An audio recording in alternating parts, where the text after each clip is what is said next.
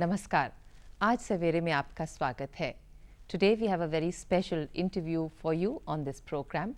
Amitav Ghosh, the internationally acclaimed novelist, was in town recently and we caught up with him in an exclusive chat.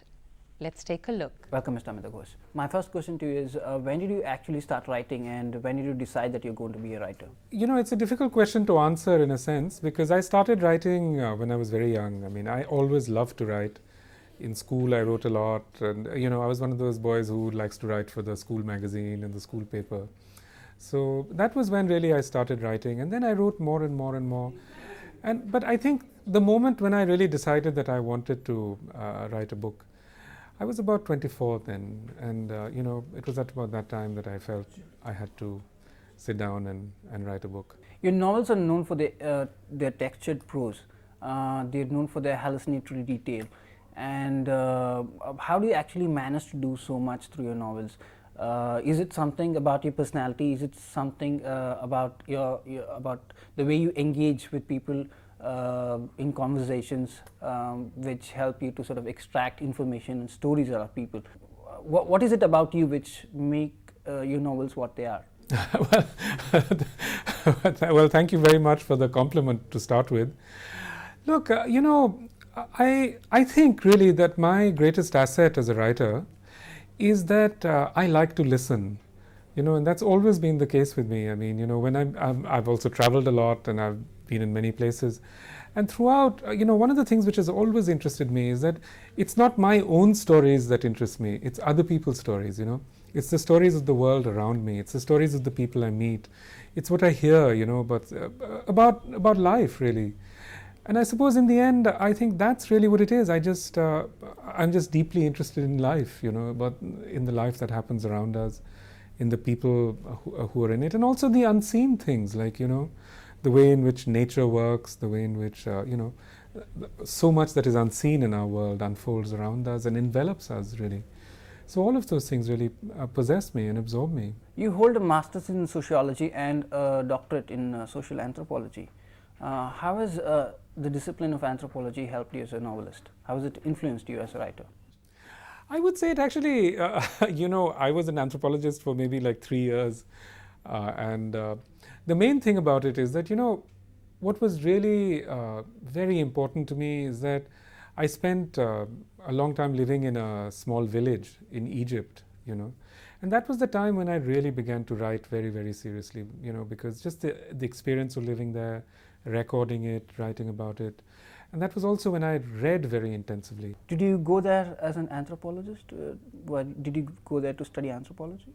I did, yes. It was part of my research. So I was there for, to write, in order to write my book. In order to write my PhD. So that was perhaps the most important part of it, just being there, learning another language, living through that language, being exposed to another culture, being exposed to other kinds of literature. So all of that played a very, very important part in my life. But apart from that, if you ask me what did anthropology contribute to my life and my world, I would have to say, anthropology was wonderful, but to me literature is much more interesting. When one reads your novels, one gets to see a lot of meditation on the art of photography, especially in shadow lines. You sort of meditate at length and you offer amazing insights about the nature of photography itself, especially when you compare the early photographs with the photographs of today. So how has this interest in photography influenced you as a writer? Photography is something which is very interesting to me, and I think it's in some part it's because I have many close friends who are photographers. Raghubir Singh, who was one of the great photographers of India, he was a very dear friend of mine, and he had a great influence on me. But many other photographers as well. The work of, say, Sunil Jana, for example, was very interesting to me. So I've always had this interest in photography, but also I think photography was something that my whole generation was very interested in, or earlier generations as well, because it's at the same time an industrial art and it's it's a pure art form as well. So that interface is something that's very interesting to me. It's at the same time artisanal, and it's a kind of attempt to make a work of pure art. So all of that has come together. Do you think there is a relationship between photography and memory? There's a very important relationship. I would take it beyond photography and say between the image and memory. So many kinds of images play such an important part in our memories and creating our memories. We will definitely carry on with the interview with Amitav Ghosh, but before that, let's take a short commercial break. ये तेरा gift. छुटकी। अरे ये shirt तो थोड़ी बड़ी। आप तो कमजोर हो गए भैया। क्या हुआ? दिन रात सिर्फ काम ही काम। कमजोर तो होंगी ही। भाभी, जैसे ये मेरी रक्षा के लिए, वैसे ये भैया की सेहत के लिए। चाय? सिर्फ चाय नहीं, विटामिन युक्त नई ब्रुक बॉन्ड सेहतमंद। पता है भाभी, इसके हर प्याले में है विटामिन, जो आपकी सेहत की रक्षा करने में मदद करे। क्यों छुटकी, क्या कहती हो? एकदम फिट। अच्छा भाभी, भैया, जो सेहतमंद वो आगे हरदम।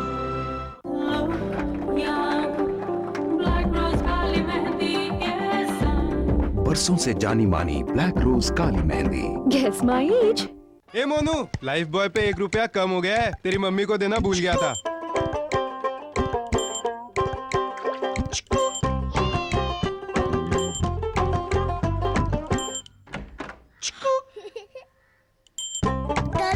लाइफ बॉय पे 1 रुपया कम हो गया है।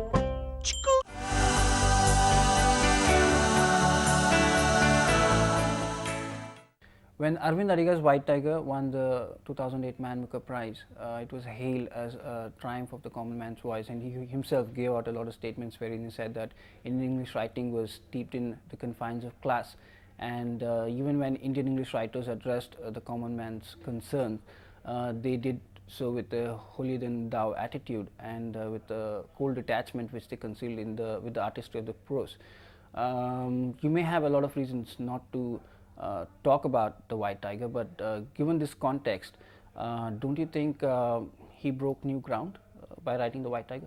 I can't really say. I haven't read the book yet. I am looking forward to reading it, and it was really nice to meet Arvind during that ceremony, and I thought he was, he's a very serious writer. But I think, my books have been about extremely poor people. People who wouldn't know what it means to be in a city. So,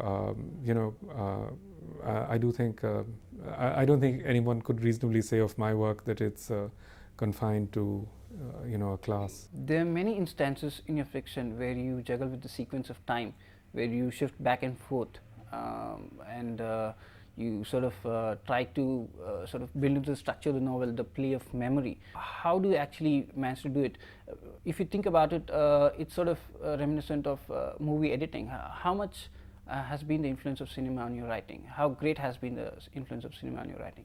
Cinema has been a sort of important influence on my work. Ray has been very important. Many other filmmakers have been very important in my thinking about my work and just in our ways of seeing the world. But then again, you have to remember that, those ways of editing, if you like. Say the way that, say, a Shakespeare play is structured, Again, you could say that, each scene is an edit. It's a scene, so. It's easy to hate Amitav Ghosh when one is not reading him, but when one is reading an Amitav Ghosh novel, it's impossible not to like him. I think it's got something to do with the entrancing quality of your language, or the leela of language, so to speak. Your wife, Deborah Baker, has written a biography of Laura Riding, who actually talks about this, talks about encapsulating truth in language, or language as truth itself. So can you please shed some light on this and sort of relating it to the power of language, your faith in the power of language? Well, I have immense faith in the power of language. I think language is really the medium in which we live. Language shapes our world, it creates our world, it gives meaning to our world. I think language also imposes certain responsibilities on us, that how to think about things, and it's something always to be approached with a certain seriousness, of course. Outside of you, who do you think is the most important Indian English writer? I wouldn't even begin to say. One of the wonderful things about Indian writing today, and it's not just Indian writing in English, there's such a wealth. There are so many wonderful writers. When I walk into a bookshop now, I find it really miraculous. There's so much wonderful writing coming out of all kinds, you know. I find, say, the writing of Chetan Bhagat very interesting. I mean, I found his first book really wonderful and very, you know, very engaging. I found the work of Amitav Ghosh again very, very interesting. You know, that's the extraordinary thing.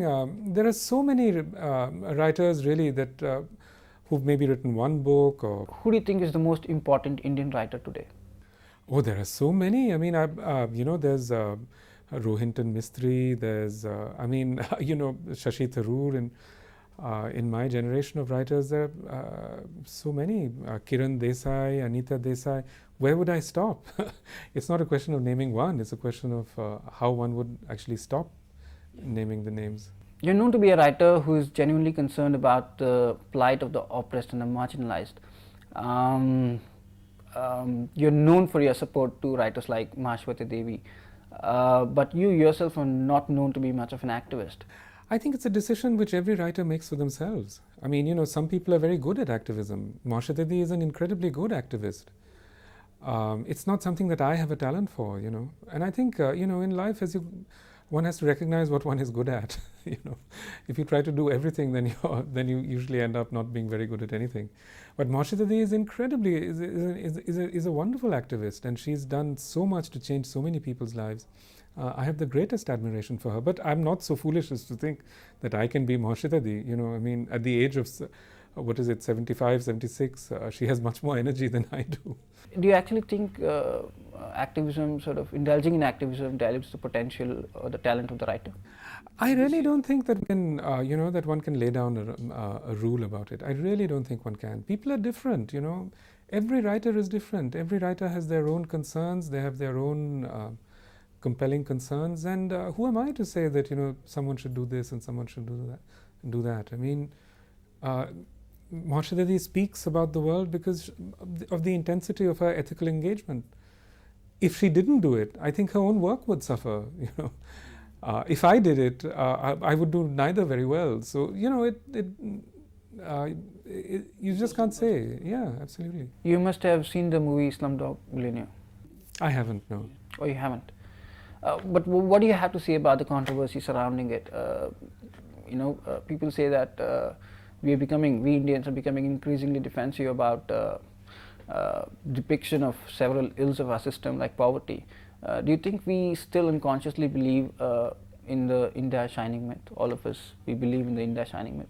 Look, I mean, the India shining myth was like an advertising campaign. I mean, you know, who would believe it as such? I mean, you know, I don't know what it was intended to achieve. I mean, I don't think any writer as such would subscribe to it. But, you know, look, I'm not writing about popular culture or the here and the now or things that are happening from moment to moment. And I don't feel that, you know, that my world and my thinking are limited by those things, and nor am I particularly drawn to those things. So, to be honest, I don't have an opinion on this at all. Finally, Mr. Amitav Ghosh, what is your advice to young Indian English writers? How do you think they should cope with the trauma of not finding a publisher? Trauma of not finding a publisher? When I started, there were no publishers in India. Now there are like, you know, there are 7 or 8 major publishers in the English language. There are dozens of Bhasha publishers. Look, I mean, I think when I was starting out, we had a legitimate complaint. But today there's really very